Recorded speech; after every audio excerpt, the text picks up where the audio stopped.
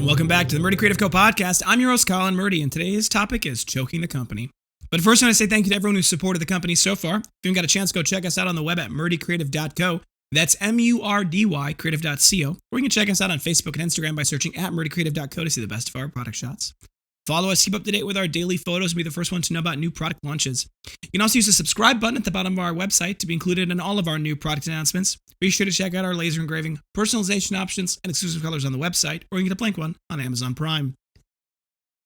You know, there's something that has, I think, crossed every business owner's mind in their lifetime. They've had to deal with it many times, and for us, we haven't really had this problem, at least not in any sort of serious way until now. We got a little too big for our britches. And I hate that because it means we outpaced ourselves. And because of that, I had to choke off all of our marketing-ish. So to go into more details, this is a complicated problem that has a lot of pieces to it. And there's not a good way to really sort out what part led to what thing. So I'll do my best, but bear with me. 2 months ago, at the end of, it would have been March, we ended up deciding we were going to scale up. And I've talked about that in the past multiple times on the podcast. There was data that drove that decision. There were aspects of the analysis of the company's profitability based off of the volume we were doing. And basically what we found was our labor and fixed costs are relatively stagnant, regardless of if we do twice the amount of business we were doing.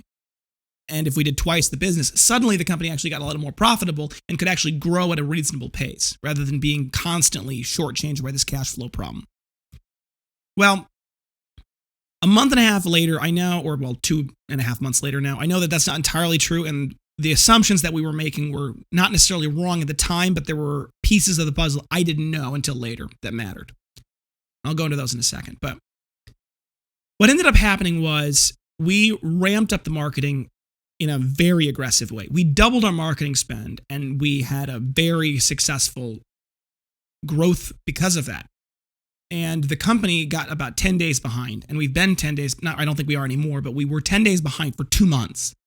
And we just could never catch up, no matter how hard we worked, no matter what we were doing. And it was a combination of a lot of things. It was a combination of the fact that we had transitioned from having our parts cut for us by a third party to cutting them in-house, which required a lot more labor, and it was a lot more complicated than I had originally anticipated.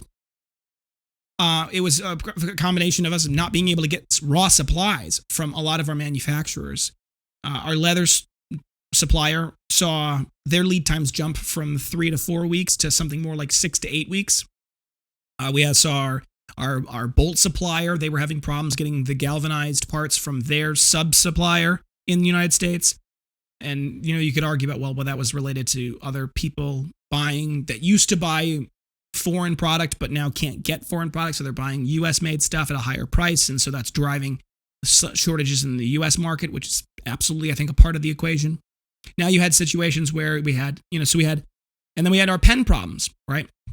The pens are one of the few things that we still buy in bulk from overseas. And that country got shut down for 2 weeks and they didn't do anything. So we ended up having this stop and go problem where while our labor math wasn't wrong, a big part of our labor math assumed that our people could just keep making things. Well, that's not possible if you run out of the raw materials to make them. And so you end up always being behind and never getting caught up. This really reached its head, though, in about 2 weeks ago, 2.5 weeks ago. And the reason why is because we had realized we were running low on espresso leather. Now, this is a bigger issue than anything else because we sell more espresso sells more than every other color combined. It makes up over 50% of the sales. It also is a bit of a fickle hide. And this is actually a topic that I will talk about later, which is that we are probably going to be starting up a focus group, or maybe several, to combat this problem because we grade all of our leather. Like we cut things out and we grade them, but we've been running into a problem where it's a very subjective thing. And things that for example, there are tiny little marks that I don't consider A grade. I would call that B grade or C grade. And the question that has come to play, and I think it's a very reasonable question that's been asked by several people, which is, are you being too picky? And the answer is I might be. That might be a huge part of this problem. I might be being too picky.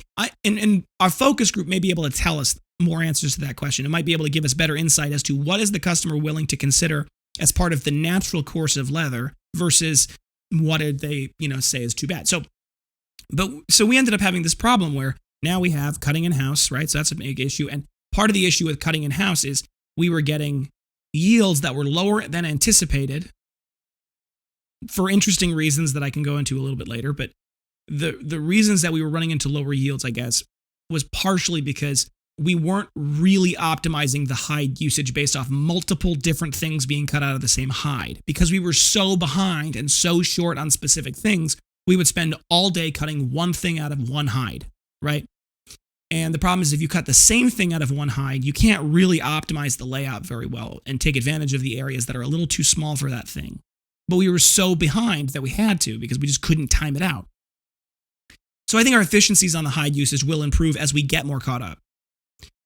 Then when we ran, and I think that problem actually led to us running out of espresso because we've never had to really track our leather at a hide level. We never have tracked our leather in a raw way. We've always tracked it by cut parts. And so we needed to adapt our inventory management system now to basically say, if we sell one slim cut, it's not just one slim cut piece of leather. It's X amount of square footage of leather. And it's a lot higher than what that one piece of leather is because you have to basically adapt and put in the scrap numbers from a square footage into that piece of leather as well from a size perspective, right? So if you say, okay, well, that piece is only, it's only 1 square foot, just hypothetically. It's not, but let's say it's 1 square foot. Well, it may take 1.6 square feet worth of leather because you have to include the fact that you're not going to get 100% of the hide use. So we needed to build that part into our inventory management system to better analyze how much we were actually using in raw materials at a leather square footage, level. So that was one piece of the puzzle. So when we ran out, though, of that espresso, that became a critical point. And it actually was what ended up terminating our relationship with our cutting partners completely. We'd been using them for a little bit up until this point, but we had sent them a couple of POs that they had delayed and delayed and delayed. And then we ended up doing we sat down and said, okay, well, what's the story here? And we realized that we were really low on leather. And so we sent them a message saying, we need to cancel our POs because we are too low. And they got back to us and said, well, actually, we cut it already. And as I expected, we had horrible yield from that particular cutting process. And it just crippled. We ran out of leather. We ran out of espresso leather. Well, bless our leather company, the tannery, they spooled up fast and they said, look, we can't, make the process go much faster, but here's what we can do. And they were able to get us stuff that showed up on Monday of this week. Actually, really Tuesday, but it's finished on Monday of this week. And a lot of that leather immediately went to take care of some of the bulk orders that we had gotten. That also changed this, and that made the equation hard. But what ended up happening was 2 weeks ago, I had to say, look, to our marketing team, we need to shut off all of our marketing. We have to intentionally choke the life out of the company a little bit. Now, the line of credit is still not really connected. At least it wasn't. And that creates a problem because now you've got a cash flow problem. Because now you don't have the line of credit you can draw from yet. And you didn't have a lot of cash reserves to start with. And now you're intentionally killing off your cash flow.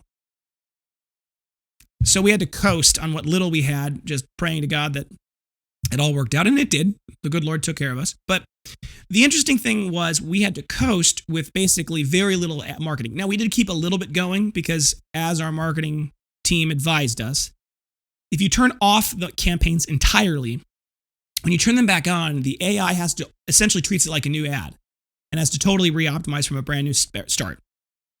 Whereas if you leave it running at a very low budget, the AI doesn't necessarily start it and turn it off and turn it back on. Instead, it just kind of keeps it going at a lower budget. So that's good for us. So we ended up running everything at a very, very, very shoestring budget, very low level budget, which was interesting. It was actually very interesting to see how what it really hit home was that we need to be spending more on marketing because when we spend a little bit of money on marketing, it's almost all wasted.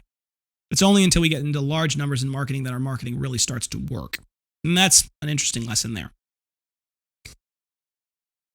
But yeah, we had to intentionally kill off the company for a little while. We shut down all of our advertising. That killed our traffic. I think we went from, it cut our traffic in half at least. Now, that being said, we had a handful of bulk orders that came in during that time that actually it floated our averages way up. Like we, on average this month, we're still on track. We're still doing good, right? It's frustrating because I'm trying to kill off the company so that we can get caught up and it's not working. That being said, we have now put in a very large PO with our bolt manufacturer, a very large PO with our leather manufacturer, a very large PO with our bar maker, and a very large PO with our pen manufacturer. And those critical components, those 4 or 5 critical components, if we can get those, and this is the plan, we're going to have a month's worth of them sitting on the shelf, not used, right? We'll keep ordering from those people at a regular basis, but we're going to have a month's worth of inventory as safety stock. That way, if we deal with 3 or 4 week lead times again, which might happen, it won't be a problem for us. We'll have the backstop to keep us going and to keep us flowing. And if we can get caught up and we can have that month's worth of inventory and we can make the move into the larger workshop where we'll have a lot more cutting potential and capability, I think we'll be in solid shape. We'll be able to produce and we'll be able to go back into that scaling phase where we get to double our money again and double our money again and double our money again, which will hopefully help us as we ramp up to Christmas. And we need to figure out exactly what we need to hire and, or who we need to hire and what we need to supply to make sure our Christmas goes smoothly. So it was a hard decision to make, but unfortunately it was one that was necessary. And I think it is working. And we're going to be hopefully by the time you're listening to this, hopefully we'll be out of it.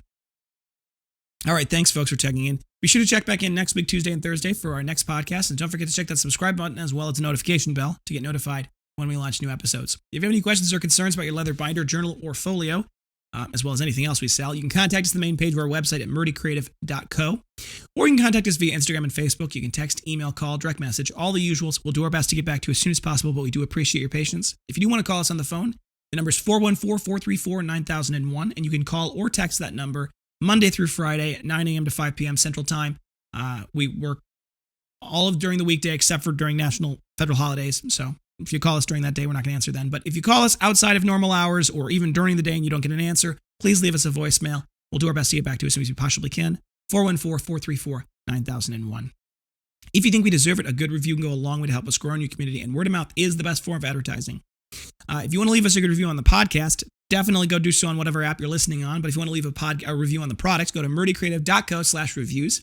You can read all of our amazing 5-star reviews there, and there's a button there that says leave a good review. You click on that, it'll take you to facebook.com/murdycreative.co/reviews. And then you can click on, do you recommend the Murdy Creative Company? Click yes, and then you can write your wonderful review. We love them, we read them, they go on our wall. It brings a warm smile to my heart every time I read those. If, however, you want to leave us a bad review, there's another button there that gets you directly in contact with us. Please give us an opportunity to make it right.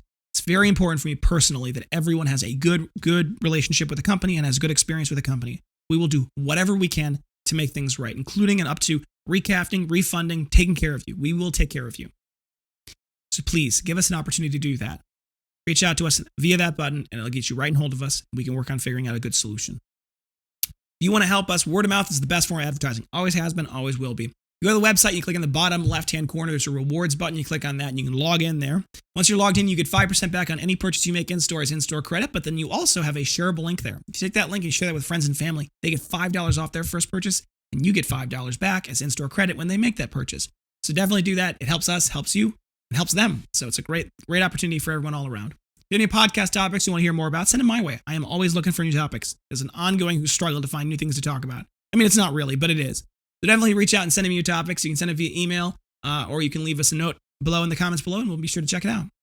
If you're looking for multiple binders, journals, folios, anything we sell, for gifts, giveaways, menus, really any reason, we have our bulk discounts now built into our cart. So you can just add whatever quantity you want to your cart, and it'll automatically apply the appropriate bulk discount. However, if you're trying to evaluate certain quantities, and you're not sure whether you want to get this quantity or that quantity, you're trying to get a sense of what that pricing could be, feel free to reach out to us and ask about them, SALES, sales@murdycreative.co.